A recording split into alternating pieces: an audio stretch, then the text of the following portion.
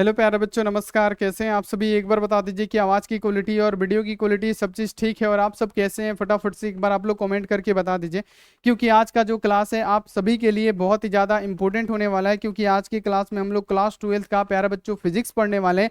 और फिजिक्स का जो चैप्टर 13 है नाभिक, इसके बारे में हम लोग पढ़ेंगे। इससे पहले हम लोगों ने परमाणु को बिल्कुल अच्छी तरीके से पढ़ा है और परमाणु के बारे में जाना है कि परमाणु क्या होता है, परमाणु के केंद्र में क्या होता है, परमाणु के केंद्र में नाभिक होता है। सारी चीजों के बारे में पढ़े हैं, जैसे डाल्टन परमाणु मॉडल, प्यारे बच्चों रदरफोर्ड परमाणु मॉडल, नील बोर परमाणु मॉडल, हाइड्रोजन स्पेक्ट्रम, सारे की सारे टॉपिक हम लोगों ने क्लियर कर रखा है। और जो भी क्वेश्चन आएगा उसी टॉपिक से आएगा, जो भी वीडियो में पढ़ा चुके हैं उसी से आएगा। तो आपका एक भी प्रश्न छूटने वाला उससे नहीं है। और उसी प्रकार आज भी हम लाने वाले हैं प्यारे बच्चों, आज की कक्षा में हम क्या पढ़ाने वाले हैं, तो नाभिक के बारे में पढ़ाने वाले हैं, जो कि चैप्टर 13 में प्यारे बच्चों मेंशन है नाभिक। और नाभिक के बारे में बहुत अच्छी तरीके से डिटेल में पढ़ेंगे। और जो भी इसका महत्वपूर्ण यहाँ पे टॉपिक होगा, महत्वपूर्ण प्रश्न होगा, सारा का सारा टॉपिक हम लोग यहाँ पे क्लियर करने वाले हैं वन शॉट में। ठीक है, आज परमाणु को खत्म कर दिया जाएगा। और एक बात आप लोग ध्यान में रखिएगा कि अगर आप ये क्लास कर रहे हैं तो इससे सब्जेक्टिव अगर आ गया ना इस चैप्टर से, तो इसी वीडियो से आएगा, अगर इधर उधर से नहीं आएगा। पहली बात तो आपको क्या करना है, वीडियो को शुरू से लेके अंत तक देखना है। ठीक है, और चैनल पे पहली बार आए हैं तो फटाफट से प्यारे बच्चों क्या कीजिए, चैनल को जल्दी से जल्दी सब्सक्राइब करके बेल आइकन को प्रेस करके ऑल पे, और लाइक नहीं किए हैं तो फटाफट से आप लोग लाइक भी कर दीजिएगा। ये बहुत ही ज्यादा इंपॉर्टेंट है। ठीक है, ये आपको ध्यान में रखना है, ये बहुत ज्यादा क्या है, इंपॉर्टेंट है। और अगर आप व्हाट्सअप ग्रुप में नहीं ज्वाइन है तो नंबर नोट कीजिए मेरा 9135742024। ठीक है, आप इसमें मैसेज करके फटाफट से क्या कीजिए, व्हाट्सअप ग्रुप में भी आप ज्वाइन हो जाइए। ये आप सभी के लिए बहुत ही ज्यादा इंपॉर्टेंट है। तो सभी बच्चे व्हाट्सअप ग्रुप में ज्वाइन हो जाइए तो फटाफट से। और प्यारे बच्चों एक आपको बात बताना चाहते हैं, ऑनलाइन टेस्ट तो डेली चल रहा है फ्री में, और आप लोग जाके दीजिए ऑनलाइन टेस्ट। और एक बात आपको ध्यान में रखना है कि जो यहाँ पे याद रखिएगा मतलब यहाँ पे याद रखना है कि जो नवरात्रि है ना बाबू, दुर्गा माँ का पूजा है, तो इसमें हम ऑफर दिए हैं। क्या ऑफर दिए हैं बाबू? बहुत ज्यादा ऑफर दिए हैं, छूट। यानी 399 में आपको क्या मिलेगा, 300, मात्र 399 में ऑल सब्जेक्ट का चैप्टर वाइज क्या रहेगा प्यारा बच्चों, सब्जेक्टिव ऑब्जेक्टिव प्लस गेस प्रश्न के साथ रहेगा, PYQ रहेगा, पैनल रहेगा, नोट्स रहेगा। यानी सारा का सारा प्यारा बच्चों आपको PDF मात्र 399 में मिल रहा है। ये बहुत ही बड़ा बेस्ट ऑफर है। और ये ऑफर कब तक रहने वाला है, तो प्यारे बच्चों आपको बता दें कि ये ऑफर रहने वाला है मात्र यहाँ पे नवरात्रि भर, है ना। ये नवरात्रि खत्म हो जाएगा, उसके बाद से ऑफर आपका खत्म हो जाएगा। तो इस नवरात्रि में आप ले लीजिए। आपसे यही उम्मीद है कि सभी बच्चे क्या करेंगे, ये ऑफर है और आप लोग ले लेंगे। और आज हम लोग क्या पढ़ने वाले हैं, नाभिक पढ़ने वाले। तो चलिए एक बार यस बोलिए ताकि क्लास को शुरू कर दिया जाए। चलिए बहुत बढ़िया, सभी बच्चे बोले यस सर जी। चलिए यहाँ पे क्लास को शुरू करते हैं। सबसे पहले पढ़ते हैं कि नाभिक क्या होता है। ठीक है, तो नाभिक की खोज किसने की?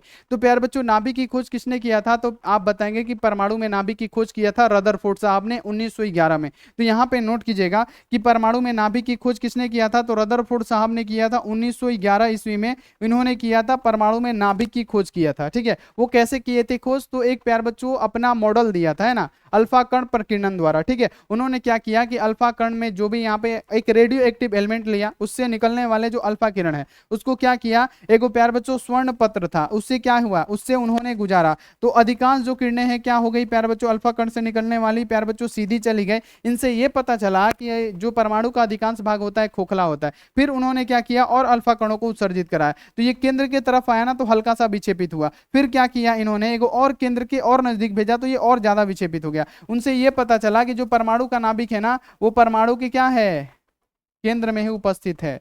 इनसे ये पता चला कि हाँ किसके पास जा रहा है तो किरणें क्या हो रही, विक्षेपित हो रही हैं। और इनसे ये भी पता लगा कि जो परमाणु में ये नाभिक है ना, ये प्लस चार्ज है। क्यों प्लस चार्ज है, क्योंकि अल्फा पे भी प्लस है, तो इस पे प्लस होगा तभी ये किरणें क्या हो रही है, विक्षेपित हो रही है। क्योंकि सजातीय आवेश क्या करता है, प्रतिकर्षित करता है। तो ये इसके जितने पास से आ रहा है उतना ज्यादा विक्षेपित हो रहा है, कुछ दूरी से गुजर रहा है तो कम विक्षेपित हो रहा है। ठीक है, तो ये आपको ध्यान में रखना है। ठीक है, और इसी प्रकार उन्होंने बहुत सारे ऐसे किरणों को क्या किया बाबू, परिवर्तित कराया। तो उसमें से बहुत सारी किरणें क्या हो गई, विक्षेपित हो गई। कोई यहाँ पे ज्यादा पास से गुजरा तो ज्यादा विक्षेपित हुआ, कम थोड़ा कम पास से गुजरा तो कम विक्षेपित हुआ, उसी प्रकार से विक्षेपित हो गई। लेकिन जो इसमें से एक किरण थी ना, अल्फा किरण, वो टकरा के उसी माध्यम में आ गई, टकरा के उसी रास्ते से आ गए। तो उनको ये पता चल गया कि परमाणु का जो अधिकांश भाग है खोखला होता है, और परमाणु का जो नाभिक है परमाणु के केंद्र में उपस्थित है। और परमाणु के केंद्र में क्या है, छोटा सा सूक्ष्मतम भाग है जो क्या है, नाभिक है। और नाभिक की त्रिज्या की कोटि कितनी है, तो नाभिक की त्रिज्या की कोटि कितना होता है, तो 10 की पावर प्यारे बच्चों -15 मीटर होता है नाभिक की त्रिज्या की कोटि, उन्होंने ये सब बताया। किसने? रदरफोर्ड साहब ने। तो परमाणु के बारे में इतना आपको क्लियर रख लेना है कि परमाणु क्या होता है, परमाणु क्या होता है, इतना आपको स्पष्ट हो गया। तो चलिए हम लोग देखते हैं परमाणु के बारे में, ठीक है। तो परमाणु के बारे में हम लोग यहाँ पे देखते हैं, सबसे पहले क्या लिखा गया है, सॉरी नाभिक के बारे में। हम तो परमाणु पढ़ चुके हैं ना, नाभिक हम लोग को पढ़ना है। चलिए नाभिक के बारे में कुछ पॉइंट हम लोग देखते हैं, ठीक है। क्या देखते हैं? पॉइंट। देखिए नाभिक, आप लोग हेडिंग डालिएगा और आप लोग लिखिएगा कि नाभिक क्या होता है। तो वैज्ञानिक रदरफोर्ड ने अल्फा कण पर प्रकीर्णन के प्रयोग द्वारा ज्ञात किया था। सही बात है, वही तो उस टाइम से हम बता रहे थे। यहाँ देखिए कि परमाणु का, यहाँ देखिए समस्त धन आवेश एक सूक्ष्म केंद्र पर जमा है और इसी स्थान को क्या कहते हैं? नाभिक कहते हैं, है ना। यानी उन्होंने बताया कि परमाणु का एक सूक्ष्म स्थान है जो केंद्र में स्थित है, जिसको हम लोग क्या कहते हैं? नाभिक कहते हैं। तभी अल्फा कण पे जब धन आवेश है, अल्फा कण पे धन आवेश होता है और प्यारे बच्चों जब नाभिक के पास से गुजरा तो ये क्या हो गया? विक्षेपित हो गया, जिससे पता चला कि जो नाभिक है ना, नाभिक में प्यारे बच्चों क्या है? धन आवेशित होता है, ठीक है। तो ये रदरफोर्ड के अल्फा कण प्रयोग से ही पता चला था। अब देखिए अगला जो है कि नाभिक की त्रिज्या क्या होती है? 10 के पावर माइनस 15 मीटर की कोटि होती है, जो कि हमने आपको बताया चला कि हाँ, जो नाभिक की त्रिज्या होती है क्या होती है? 10 के पावर माइनस 15 मीटर की कोटि होती है, 100% होती है। ये आपको ध्यान में रखना है।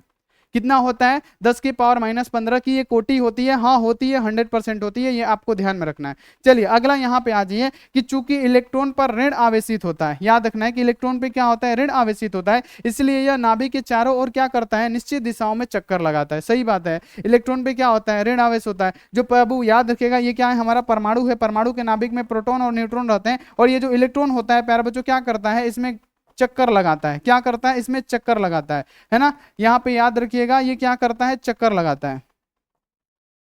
ये क्या करता है? इसमें ये चक्कर लगाता है। तो ये तो आपको पता लग गया कि ये किस बल के कारण चक्कर लगाता है। तो ये भी आप बता सकते हैं कूलम बल के कारण, क्योंकि हमने आपको बहुत अच्छी तरीके से पढ़ाया है। तो ये तो आपको इतना समझ में आ गया नाभिक के बारे में कि नाभिक क्या है। तो परमाणु में क्या है? परमाणु के केंद्र में नाभिक उपस्थित होता है और ये एकदम सूक्ष्मतम कण होता है, ठीक है। ये आपको याद रखना है। और परमाणु का नाभिक क्या होता है? धन आवेशित होता है, ठीक है। इसीलिए तो जब अल्फा किरणों को इससे क्या किया गया प्यारे बच्चों? पार कराया गया, इससे इस पे आपतित कराई गई, तो क्या हो गया? वो विक्षेपित हो गया, इसके पास से गुजरा। तो ठीक है, तो ये आपको इतना क्लियर हो गया होगा। अब चलिए कि नाभिक के बारे में कुछ महत्वपूर्ण जो पॉइंट है वो आपके सामने रखते हैं। उससे पहले प्यारे बच्चों आप लोग क्या कीजिए ना, ये इंग्लिश मीडियम वाले फटाफट से आप लोग स्क्रीनशॉट ले लीजिए, जल्दी जल्दी ले लीजिए।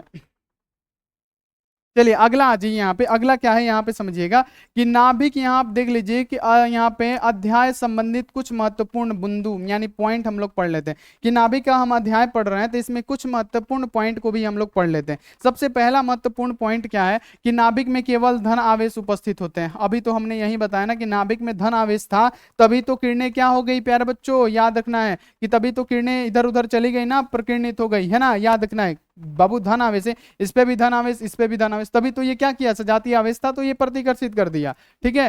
तो यहाँ पे याद रखना है कि नाभिक में केवल धन आवेश उपस्थित होते हैं। ऋण आवेश यहाँ पे याद रखना है कि नाभिक के चारों ओर क्या करते हैं? अलग अलग कक्षाओं में क्या करते हैं? चक्कर लगाते हैं। ये आपको याद रखना है। और उनका क्या होता है? सबकी एक निश्चित ऊर्जा होती है। ये नील बोर साहब ने बताया था, ठीक है, ये रदरफोर्ड साहब ने नहीं बताया था। अब चलिए नाभिक के अंदर याद रखना है कि प्रोटॉन तथा न्यूट्रॉन होते हैं, जिनको हम लोग क्या कहते हैं? प्रोटॉन तथा न्यूट्रॉन को क्या कहते हैं? न्यूक्लियन कहते हैं, है ना। नाभिक के अंदर प्रोटॉन तथा न्यूट्रॉन रहते हैं, जिनको हम लोग क्या कहते हैं? न्यूक्लियन भी कहते हैं। ये भी आपको ध्यान में रखना है ना। यहाँ पे याद रखना है कि प्रोटॉन तथा न्यूट्रॉन की संख्या के योग को परमाणु द्रव्यमान संख्या भी कहते हैं। अगर आपसे बोला जाएगा परमाणु द्रव्यमान क्या है, तो परमाणु में प्यारे बच्चों क्या? न्यूट्रॉन तथा प्रोटॉन की संख्या को हम लोग क्या कहते हैं? परमाणु द्रव्यमान कहते हैं। याद रखिएगा, अगर आपसे बोला जाएगा कि परमाणु द्रव्यमान किसे कहते हैं, तो प्यारे बच्चों किसी परमाणु में प्रोटॉन तथा न्यूट्रॉन की संख्या के योग को हम लोग परमाणु द्रव्यमान संख्या कहते हैं। एवं हम केवल प्रोटॉन की संख्या को परमाणु क्रमांक कहते हैं। और केवल प्रोटॉन की जो संख्या है प्यारे बच्चों उसे परमाणु क्रमांक हम लोग कहते हैं। ये आपको याद रखना है। अब ये एक इंपॉर्टेंट टॉपिक आता है आपके एग्जाम में ऑब्जेक्टिव में कि 1 AMU कितने के बराबर होता है। अगर देखिए ग्राम में पूछेगा अलग, किलोग्राम में पूछेगा अलग। ग्राम में कितना होता है? -24 होता है। किलोग्राम में क्या होता है? -27 होता है। इतना आपको क्लियर रखना है। तो अगर आपसे पूछेगा 1 AMU कितने के बराबर, 1.67 गुणे 10 के पावर क्या हो जाएगा? -24 ग्राम। लेकिन अगर आपसे पूछेगा 1 AMU कितने किलोग्राम के बराबर होता है, तो आपको बताना है 1.67 गुणे 10 के पावर -27 किलोग्राम। अगर आपसे पूछेगा 1 AMU, याद रखना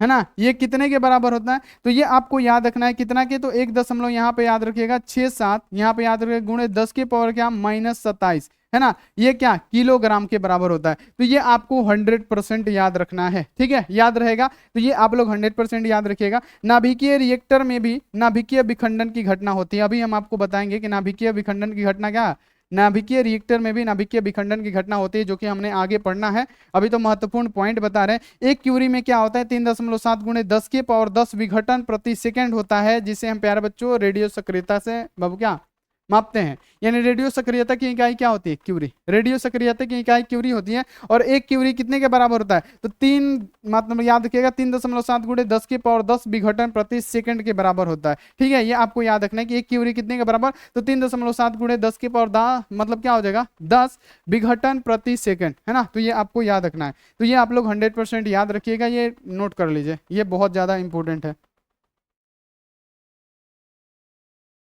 ये भी नोट कर लीजिए, इंग्लिश मीडियम वाले जितने भी बच्चे हैं फटाफट से यहाँ पे याद रखिएगा। और एक चीज बताना भूल गए कि परमाणु के द्रव्यमान में, यहाँ पे सुनिएगा कि परमाणु के अंदर प्यारे बच्चों प्रोटॉन और न्यूट्रॉन ही क्यों रहते हैं, क्योंकि प्यारे बच्चों प्रोटॉन और न्यूट्रॉन रहने का यही कारण है कि प्यारे बच्चों इलेक्ट्रॉन पे आप भी बोलेंगे कि इलेक्ट्रॉन पे माइनस चार्ज होता है, लेकिन इसका भी मान वही होता है 1.6 गुणे 10 के पावर यहाँ पे क्या होता है -19, है ना, कूलम आवेश होता है। अगर बात की जाए प्रोटोन पे, तो प्रोटोन पे प्लस चार्ज होता है, और ये प्यारे बच्चों कितना होता है 1.6 गुणे 10 की पावर क्या होता है -19, ये भी होता है। तो दोनों का मान तो सेम है, तो ये क्यों नाभिक कक्षा के चारों ओर चक्कर लगाता है, और जो प्रोटॉन होता है नाभिक के अंदर होता है। तो ये क्यों होता है, क्योंकि एक बात हम आपको बता देते हैं, यहाँ पे ध्यान रखिएगा कि यहाँ पे जो इलेक्ट्रॉन है ना, और यहाँ पे प्रोटॉन है, तो ये जो प्रोटॉन होता है ना, इलेक्ट्रॉन की अपेक्षा कितना 1837 गुना, यानी 1837 गुना क्या होता है, भारी होता है। और भारी होने के कारण क्या कहता है, ये क्या करता है, इसके केंद्र में रहता है। भारी होने के कारण ये केंद्र में रहता है, ठीक है, ये आपको ध्यान में रखना है।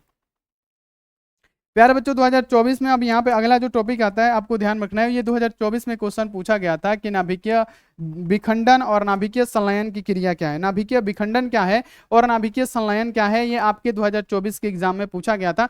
तो चलिए हम लोग समझते हैं नाभिकीय विखंडन के बारे में। सबसे पहले नाभिकीय विखंडन, विखंडन का मतलब क्या, टूट जाना। विखंडित का मतलब क्या, टूट जाना, विखंडित हो जाना, नाभिक का टूटना।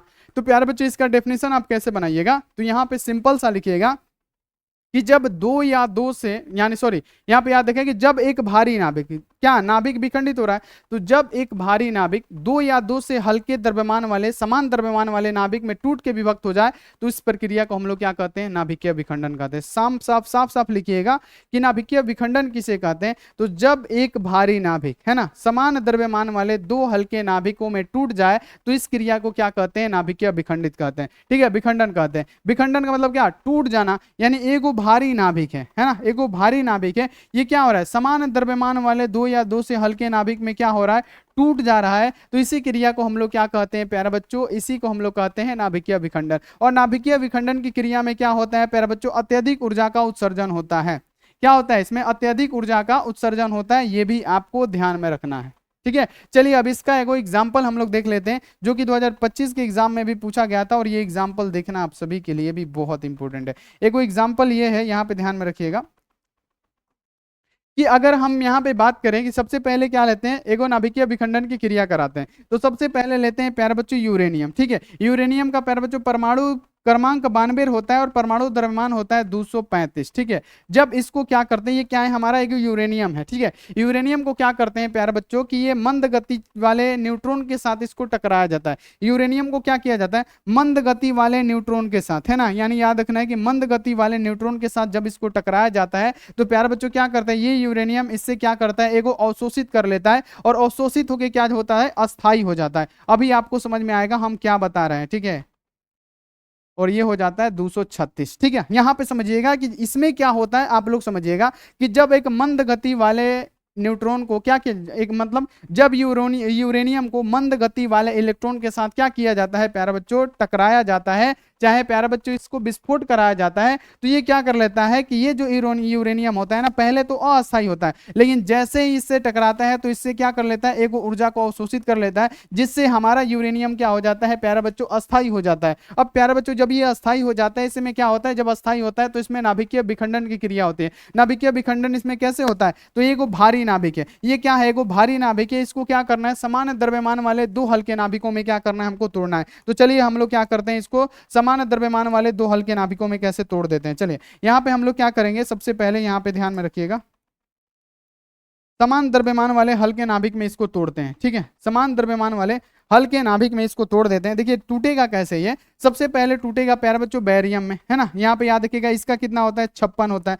परमाणु क्रमांक कितना होता है 144 होता है, ठीक है। और फिर प्लस ये किस में टूटेगा प्यारे बच्चों, ये Kr में टूटेगा, है ना, याद रखना है, क्रिप्टन में। और इसका कितना होता है परमाणु क्रमांक 36 होता है और परमाणु द्रव्यमान कितना होता है 89 होता है। तो प्यारे बच्चों अब देखिए इसमें क्या हो रहा है कि एक भारी नाभिक है, भारी नाभिक क्या है हमारा यूरेनियम, ठीक है। और ये क्या कर रहा है, एक मंद गति वाले न्यूट्रॉन के साथ टकरा के इससे एक अवशोषित करके 236 कर रहा है अपना द्रव्यमान। ये परमाणु द्रव्यमान किसे कहते हैं, तो परमाणु में न्यूट्रॉनों की संख्या और प्रोटॉनों की संख्या के बाबू योग को हम लोग क्या कहते हैं, परमाणु द्रव्यमान कहते हैं, ठीक है। ये आपको याद रखना है, परमाणु द्रव्यमान संख्या कहते हैं। तो याद रखिएगा यूरेनियम का 92 है और इसका परमाणु द्रव्यमान क्या हो गया 236 हो गया, क्योंकि ये एगो अवशोषित कर लिया। जब इसमें द्विखंडन की क्रिया कराएंगे, क्योंकि ये क्या है भारी नाभिक है, यूरेनियम क्या है भारी नाभिक है, जब इसको हम लोग द्विखंडन कराएंगे तो प्यारे बच्चों क्या होगा याद रखिएगा, ये क्या होता है 56 होता है, यहाँ पे ऐसे 56 लिख दिया हम, ठीक है। यहाँ पे बेरिलियम का सॉरी क्या होता है 56 होता है और प्यारे बच्चों यहाँ पे Kr का क्या होता है 36 होता है और बेरिलियम का कितना होता है 144 होता है और इसका क्या होता है 89 होता है। तो अगर हम प्यारे बच्चों बात करें 56 और 36 को जोड़े,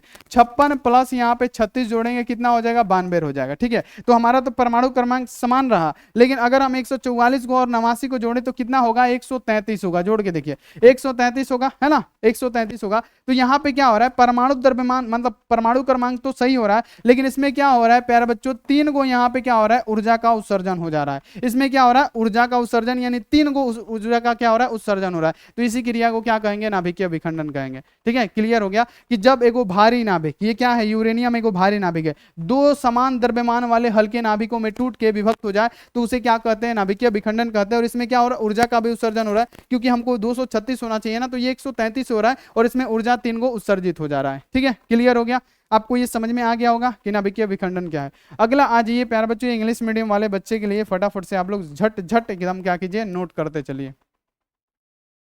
न्यूक्लियर यहाँ पे फ्यूजन क्या होता है, चलिए बहुत बढ़िया। तो चलिए इसके बारे में जो हम ये अपघटित कराए हैं ना ये तो इसके बारे में थोड़ा सा संक्षिप्त में लिखे हैं आपको समझाने के लिए कि शायद आपको समझ में आएगा। अगर वहां पे नहीं आया होगा तो यहाँ पे 100% समझ में आ जाएगा। तो देखिए एक यहाँ पे तत्व लेते हैं जिसका नाम क्या है यूरेनियम। हमने क्या किया था एक तत्व लिया था जिसका नाम क्या है यूरेनियम।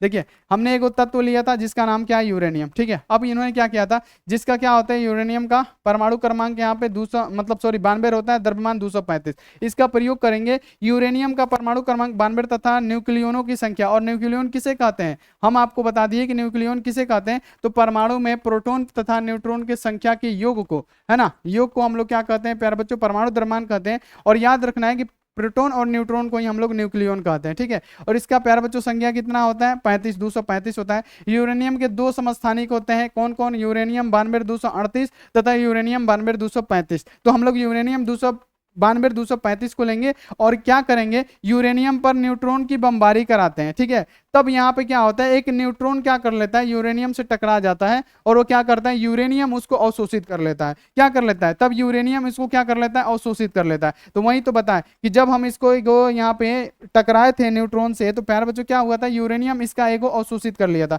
तभी तो 235 से 236 हुआ था, ठीक है। यहाँ पे क्या कर लेता है अवशोषित कर लेता है और एक आइसोटोप यूरेनियम 236 बन जाता है। आइसोटोप का मतलब क्या एक अस्थाई यूरेनियम बन जाता है, क्या बन जाता है एक अस्थाई यूरेनियम बन जाता है। परंतु यह अत्यंत अस्थाई होता है, क्या होता है परंतु यह अत्यंत अस्थाई हो जाता है और प्यारे बच्चों अस्थाई होता है, जिसके कारण यह यहाँ पे खंडों में क्या होता है विभक्त हो जाता है ना। यहाँ पे याद रखना है कि क्या होता है खंडित हो जाता है। और यहाँ पे देखिए साथ ही न्यूट्रियोन का क्या होता है ऊर्जा के रूप में उसका उत्सर्जन भी होता है। तो ये आपको ध्यान में रखना है, ठीक है, यहाँ पे याद रखना है, ठीक है। तो ये आपको पूरा का पूरा प्रोसेस समझ में आ गया होगा। अब चलिए आगे बढ़ते हैं नाभिकीय संलयन।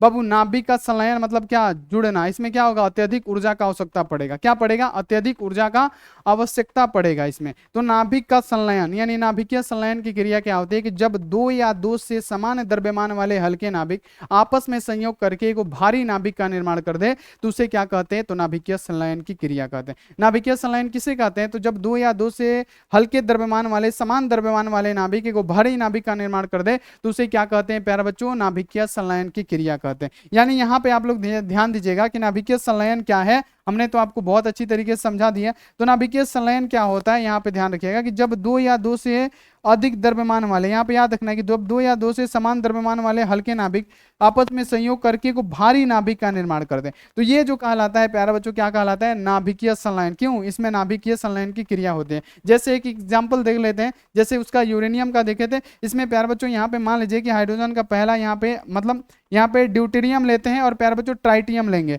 है ना। यहाँ पे याद रखना है कि इसमें यहाँ पे हाइड्रोजन का दूसरा समस्थानिक और तीसरा समस्थानिक लेंगे। तो प्यारे बच्चों ये जब जब इसका संलयन कराएंगे, ये भी क्या है, दो हल्के हल्के नाभिक है, हमको क्या बनाना है, को भारी नाभिक बनाना है। तो प्यारे बच्चों यहाँ पे हाइड्रोजन का है, यहाँ पे क्या लेंगे, दूसरा समस्थानिक तीसरा समस्थानिक। तो प्यारे बच्चों 1 1 क्या हो जाएगा, 2 हो जाएगा, यानी यहाँ पे क्या हो जाएगा, हाइड्रोजन का 2 को परमाणु और 2 3 5 होना चाहिए, तो ये क्या बनता है, हीलियम बनता है ये। तो हीलियम का कितना होता है, 2 और परमाणु द्रव्यमान 4 होता है। तो इसमें क्या हो रहा है, एक जो हो रहा है ना ऊर्जा का क्या हो रहा है प्यारे बच्चों, इसमें भी क्या हो जा रहा है, ऊर्जा के रूप में प्यारे बच्चों क्या हो जा रहा है, प्राप्त हो जा रहा है हमको। एक क्या हो रहा है, ऊर्जा के रूप में प्यारे बच्चों द्रव्यमान की इसमें क्या होती है, हानि होती है। अभी तो पढ़े नहीं है, इसमें क्या होता है, द्रव्यमान की हानि होती है, तो इसमें भी द्रव्यमान की हानि हुई। यानी अभी आपको सारा चीज समझ में आएगा। अब फिर से समझिए कि नाभिकीय संलयन क्या होता है, कि जब दो या दो से समान द्रव्यमान वाले हल्के नाभिक एक भारी नाभिक का निर्माण कर दे, तो उसे हम लोग क्या कहते हैं, नाभिकीय संलयन की क्रिया कहते हैं। ठीक है, और नाभिकीय संलयन की क्रिया में प्यारे बच्चों क्या होता है, आपको याद रखना है कि द्रव्यमान की हानि होती है,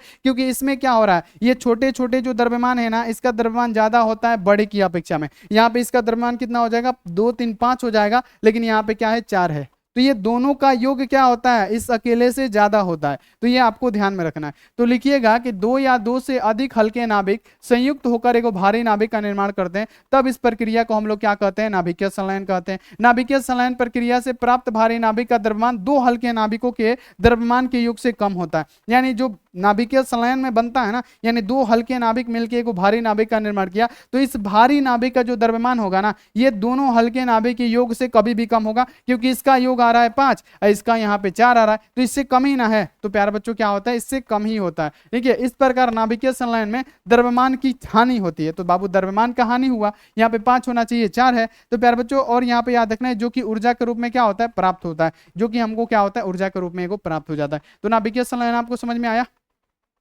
आ गया? एक बार बताइएगा सभी बच्चे, आ गया समझ में? चलिए बहुत बढ़िया सभी बच्चे, आज तो पूरा कंप्लीट करेंगे, वन शॉट करेंगे, बिल्कुल टेंशन नहीं लेना है। ठीक है, अब चलिए यहाँ पे आ जाइए, न्यूक्लियर फ्यूजन, न्यूक्लियर फ्यूजन बाबू ये आ जाइए आप लोग जल्दी जल्दी। चलिए अब देखिए 2024 में तो ये पूछा गया था कि नाभिकीय संलयन क्या है, नाभिकीय विखंडन क्या है। अब 2025 में ये क्वेश्चन आ सकता है कि नाभिकीय संलयन तथा नाभिकीय विखंडन में आप अंतर लिख दीजिए। नाभिकीय संलयन तथा नाभिकीय विखंडन में अंतर लिखिए। चलिए तो नाभिकीय संलयन क्या होता है, सबसे पहले समझिए कि नाभिकीय, सबसे पहले विखंडन के बारे में पढ़ते हैं। तो नाभिकीय विखंडन प्रक्रिया केवल भारी तत्वों के नाभिक में ही हो सकती है। प्यारे बच्चों भारी नाभिक वाला टूटेगा तभी तो दो हल्के समान द्रव्यमान में टूटता है ना। नाभिकीय विखंडन में क्या होता है, वो भारी नाभिक होता है जो दो हल्के द्रव्यमान वाले समान द्रव्यमान वाले नाभिक में टूट जाता है। तो ये क्या होगा, इसमें क्या होगा, भारी तत्व नाभिक में ही होता है। प्यारे बच्चों कहने का मतलब क्या, नाभिकीय विखंडन की क्रिया केवल भारी नाभिक के तत्वों में ही होता है, तभी तो वो टूटेगा। इसमें क्या होगा, दो हल्के हल्के नाभिक मिलकर को भारी नाभिक का निर्माण करेंगे। इसमें क्या होगा, यह प्रक्रिया क्या होगा, केवल हल्के तत्वों के नाभिकों से ही होती है। हल्के तत्वों के नाभिक मिलेंगे तो एक भारी नाभिक का निर्माण करेंगे। इसमें क्या होगा, एक भारी नाभिक मिलेगा तब प्यारे बच्चों दो हल्के नाभिक में तोड़ेगा। तो ये आपको क्लियर हो गया। अब देखिए इस प्रक्रिया में ऊर्जा परिवर्तन की प्रतिशत क्षमता कम होती है। इसमें जो विखंडन होता है इसमें ऊर्जा कम होता है। ठीक है, इसमें क्या होता है प्यारे बच्चों, कि इस प्रक्रिया में ऊर्जा परिवर्तन की प्रतिशत क्षमता क्या होती है, कम होती है, जबकि इस प्रक्रिया में ऊर्जा परिवर्तन की प्रतिशत क्षमता क्या होती है, ज्यादा होती है संलयन वाली क्रिया में। ठीक है, दूसरा देख लीजिए। तीसरा आप देखिए कि यह प्रक्रिया ताप की किसी साधारण मात्रा पे कराई जा सकती है। क्योंकि बाबू ये क्यों कराई जा सकती है, क्योंकि नाभिकीय संलयन की अपेक्षा नाभिकीय जो विखंडन है वो बाबू हार्ड प्रोसेस होता है। यानी सॉरी, नाभिकीय विखंडन की अपेक्षा जो नाभिकीय संलयन होता है, क्योंकि उसमें संलयन कराया जाता है तो वो प्रोसेस थोड़ा सा हार्ड होता है, जबकि नाभिकीय विखंडन वाला थोड़ा सा आसान होता है। किसी भी चीज को तोड़ देना आसान है लेकिन जोड़ देना मुश्किल होता है, ये तो आप लोग भी जानते हैं। तो वही चीज इस पे भी अप्लाई होती है। यानी कहने का मतलब क्या, वह यह प्रक्रिया ताप की साधारण मात्रा पर भी कराई जा सकती है, कि ताप कम है तब भी ये नाभिकीय विखंडन की क्रिया हो जाएगी। लेकिन प्यारे बच्चों यह केवल क्या उच्च ताप पर ही कराई जा सकती है, क्योंकि नाभिकीय संलयन की क्रिया थोड़ा सा प्रोसेस में हार्ड होता है। अब देखिए कि यह क्रिया आसानी से नियंत्रित किया जा सकता है। इसको क्या किया जाता है, आसानी से नियंत्रित किया जा सकता है, जबकि इसको आसानी से नियंत्रित नहीं किया जा सकता है, क्योंकि दो नाभिक को क्या करना रहता है, संयोग करके को भारी नाभिक का निर्माण कराया जाता है। अब प्यारे बच्चों एक क्वेश्चन इधर कोई नहीं देगा, अगर एक क्वेश्चन पूछे कि परमाणु बम आधारित होता है, बता दीजिए। परमाणु बम, एक परमाणु बम हो गया, एक प्यारे बच्चों हाइड्रोजन बम हो गया। तो हाइड्रोजन बम प्यारे बच्चों नाभिकीय संलयन पे काम करता है, जबकि परमाणु बम मतलब किस पे करता है, परमाणु बम की बात करें तो ये प्यारे बच्चों नाभिकीय विखंडन के सिद्धांत पे कार्य करता है। बाबू अगर आपसे बोला जाए हाइड्रोजन बम तो हाइड्रोजन बम नाभिकीय संलयन, और अगर आपसे बोला जाए परमाणु बम तो प्यारे बच्चों विखंडन पे कार्य करेगा, नाभिकीय विखंडन। ठीक है, तो अगर आपसे बोला जाए कि जैसे नाभिकीय रिएक्टर, और प्यारे बच्चों यहाँ पे याद किया जाए जैसे हाइड्रोजन बम, अगर आपसे पूछ देगा हाइड्रोजन बम किस सिद्धांत पे करता है तो नाभिकीय संलयन पे हाइड्रोजन बम। अब परमाणु बम किस पे, तो प्यारे बच्चों नाभिकीय रिएक्टर या नाभिकीय विखंडन पे। अब देखिए इस प्रक्रिया में द्रव्यमान की क्षति होती है, इस प्रक्रिया में भी द्रव्यमान की क्या होती है, दोनों में द्रव्यमान का क्षति हो रहा है। जैसे हम यहाँ पे क्या किए, इसमें भी क्या हुआ, द्रव्यमान एक कम हुआ। अगर इसमें देखा जाए तो प्यारे बच्चों इसमें भी क्या हुआ था, द्रव्यमान इसमें भी कम हुआ था, 133 हुआ था, 3 को ऊर्जा के रूप में उत्सर्जित हो गए थे। तो दोनों में क्या होता है, द्रव्यमान का कमी होता है। चलिए, परमाणु का नाभिक विखंडन पर आधारित होता है ना, यानी परमाणु का नाभिक विखंडित पे क्या होगा, आधारित होगा। हाइड्रोजन बम प्यारे बच्चों यानी परमाणु जो बम होगा नाभिक के विखंडन पे आधारित होता है परमाणु बम, जबकि हाइड्रोजन बम होता है नाभिक के संलयन पे आधारित होता है। तो ये 5 नंबर का क्वेश्चन आ सकता है, नोट कीजिए प्यारे बच्चों फटाफट से, बहुत इंपॉर्टेंट है, हद से ज्यादा इंपॉर्टेंट क्वेश्चन है आपके एग्जाम के लिए। अब एक क्वेश्चन आता है, सबसे पहले यहाँ पे नोट कीजिएगा कि नाभिकीय बल क्या होता है, इसके गुणों को लिखे। नाभिक बल यानी यहाँ पे सबसे पहले आप तो हम बोलते हैं आपको कि सबसे पहले आप मेरा लैंग्वेज सुनिए और उसको याद करने की कोशिश कीजिए। नाभिक बल क्या होता है, यानी नाभिक के अंदर उपस्थित एक ऐसा बल है जो प्यारे बच्चों न्यूक्लियन को एक साथ बांध के रखता है, उसे क्या कहते हैं बाबू, नाभिकीय बल कहते हैं।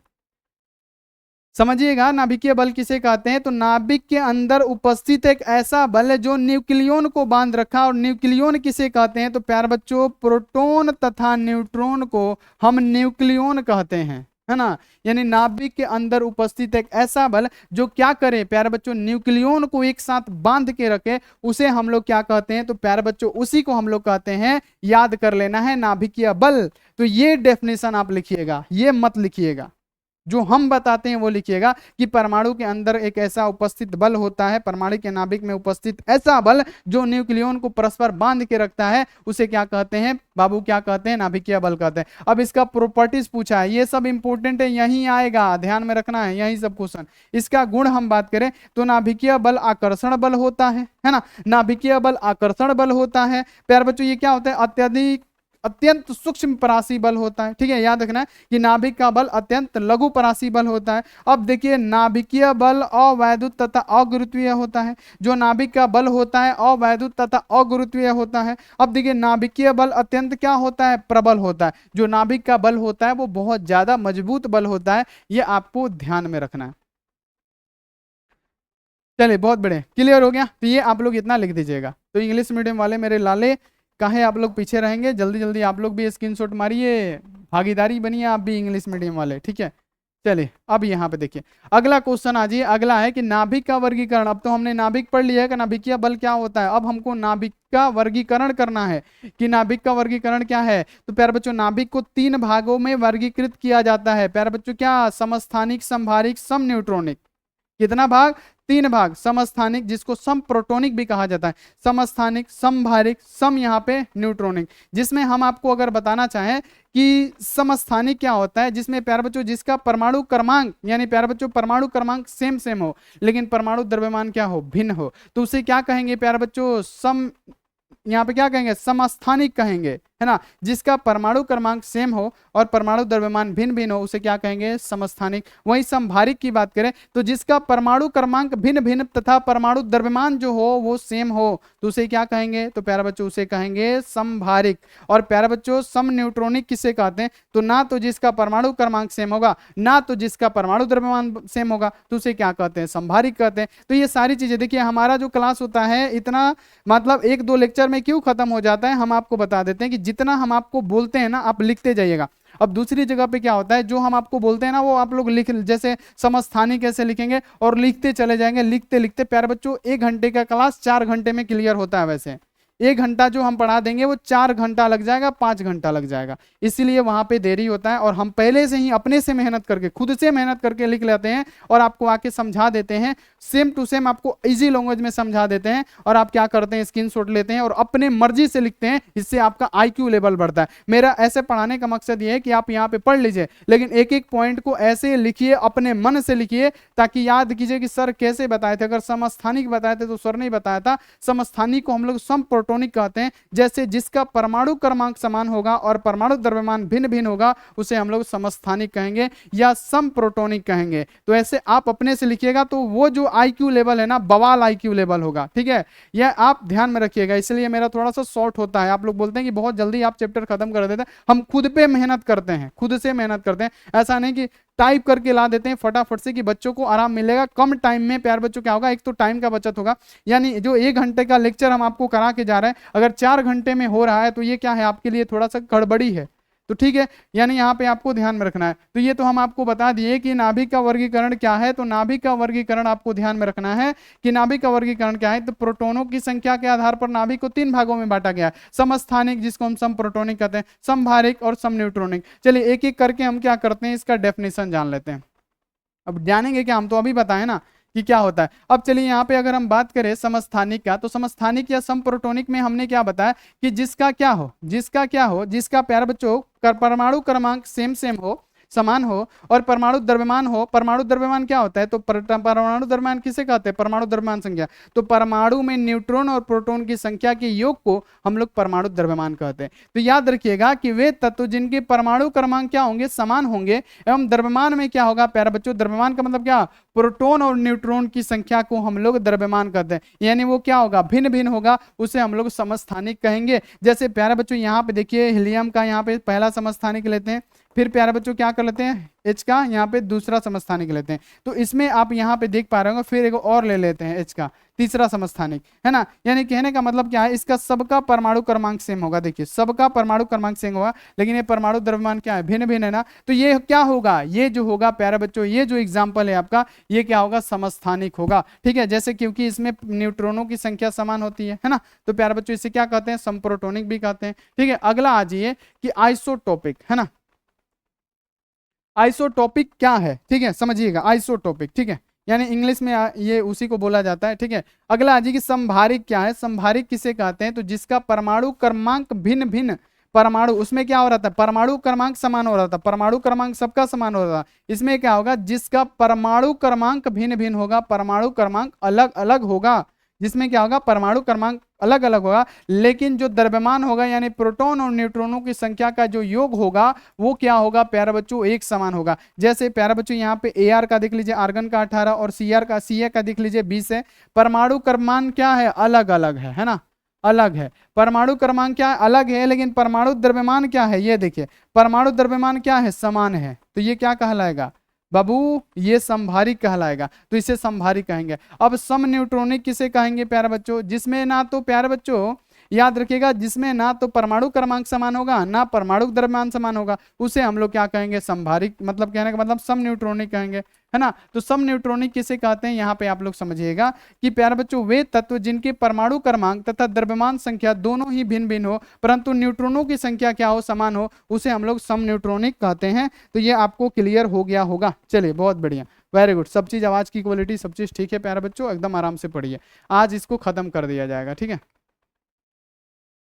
तो यहाँ पे आप लोग इसको समझिए, ये हमारा हो गया। अब इससे आगे कोई क्वेश्चन नहीं पूछेगा, ये आपको ध्यान में रखना। अब चलिए, रेडियो सक्रियता का मात्रक क्या होता है बाबू, रेडियो सक्रियता का मात्रक क्या होता है, क्यूरी होता है।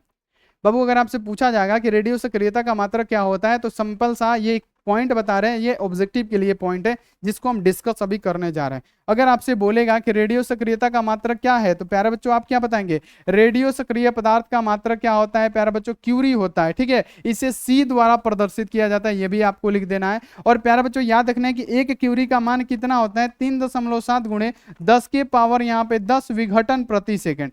विघटन प्रति क्या होता है, सेकेंड होता है।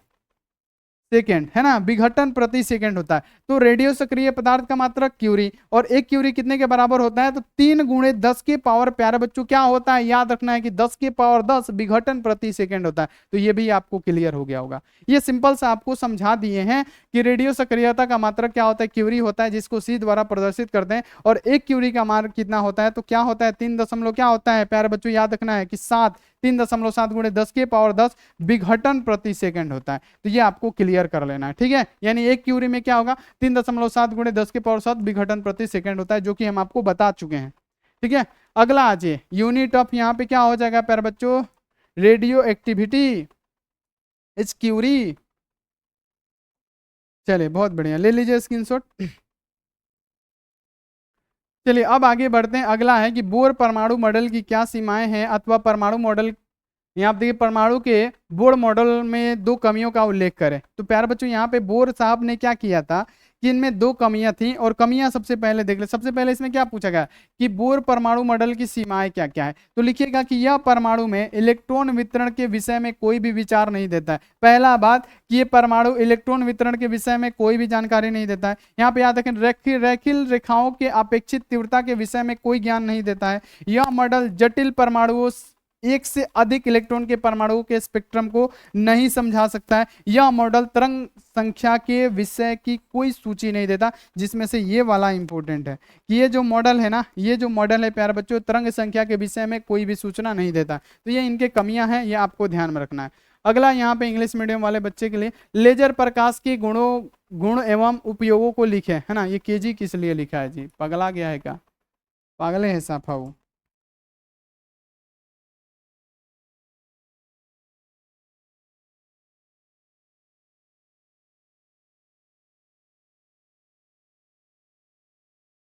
चलिए यहाँ पे देखिए बाबू, क्वेश्चन क्या है कि लेजर प्रकाश के गुण एवं उपयोगों को लिखे। तो लेजर प्रकाश के गुण क्या है, तो लेजर बाबू क्या होता है प्यारे बच्चों, सबसे पहले लेजर में उच्च चमक होती है, एकल तरंग दैर्ध्य का होता है, स्टील प्लेट को छेद सकता है। ये सारे के सारे क्या है, गुण है। तो आप लोग ऐसे लिख सकते हैं कि लेजर में एक उच्च चमक होती है, एकल तरंग दैर्ध्य का होता है, ठीक है। लेजर स्टील प्लेट तक को छेद कर सकता है। इसका उपयोग की बात करें तो प्यारे बच्चों यहाँ पे याद रखना है कि इसका उपयोग किस लिए, हीरे में छेद करने के लिए, डॉक्टरी लाइन में इसका प्रयोग किया जाता है। तो ये तो सिंपल है, सारा चीज पढ़ाया हुआ है। तो यहाँ पे आप लिख सकते हैं कि लेजर प्रकाश के गुणों एवं उपयोगों को लिखे। तो सिंपल सा लिखिएगा आप लोग, यहाँ पे ध्यान रखिएगा, सिंपल सा आप सभी स्टूडेंट लिखिएगा कि लेजर प्रकाश के गुणों को लिखे। तो प्रॉपर्टीज अगर आपसे पूछेगा, गुण पूछेगा, तो लेजर प्रकाश एक वर्णीय होता है। लेजर प्रकाश एक वर्णीय होता है, ये अति कला संबंध होता है, ये प्यारे बच्चों अति दिशात्मक होता है, यह स्टील प्लेट को छेद सकता है। यह प्यारे बच्चों याद रखना है कि यह क्या कर सकता है, स्टील प्लेट को छेद सकता है। इसमें लेजर में बहुत ही उच्च चमक पाई जाती है। तो 4-5 लिख दीजिएगा। उपयोग की बात करें तो उपयोग क्या, हीरे में छेद करने के लिए, क्योंकि हीरा क्या होता है, सबसे अधिक कठोर तत्व होता है। यहाँ पे याद रखिए चिकित्सा विज्ञान यानी डॉक्टरी लाइन में भी इसका प्रयोग किया जाता है। तो ये तो आप लिख सकते हैं। अगला आ जाइए, इंग्लिश मीडियम वाले बच्चे फटाफट टकाटक नोट कीजिए आप लोग। चलिए अगला आ जाइए, अगला है कि गामा किरणों के गुण लिखे। यानी गामा किरण क्या है, तो प्यारे बच्चों इस टॉपिक में, इस चैप्टर में, इस ये जो भी क्वेश्चन बता रहा है ना, बहुत ज्यादा बार पूछा भी गया है और आगे पूछा भी जा रहा है, ठीक है। तो गामा किरण के गुण लिखे, आ सकता है कि गामा किरण के गुण लिखे। तो गामा किरण क्या होता है, एक्स किरण के समान होती है। इसमें क्या होता है, विद्युत चुंबकीय तरंग होती है, ठीक है। तो ये सब तो आपको पता है कि गामा किरण के निम्नलिखित गुण है। लिखिएगा गामा किरण के निम्नलिखित गुण है।